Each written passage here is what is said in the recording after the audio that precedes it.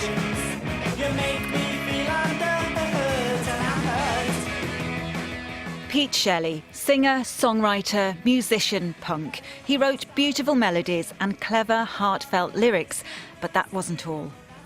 Buzzcocks burst onto Manchester's music scene in 1976.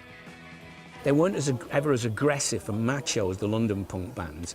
They were kind of wittier and a little fair. But their influence went way beyond writing good pop songs. They changed the culture of music in the city. They went to London and said to the Sex Pistols, will you come and play Manchester?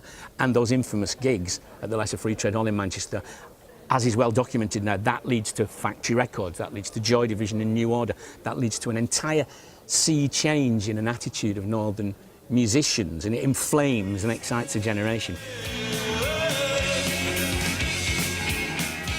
That famous gig also influenced one of Manchester's biggest bands, The Smiths.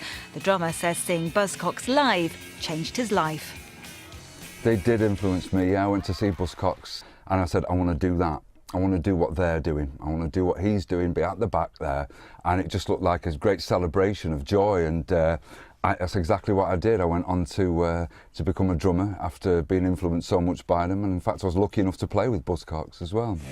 We led the field, a love affair, which made all other love songs. Pete Shelley self-funded his EP Spiral Scratched, paving the way for a culture of independent music, a legacy as relevant today as ever.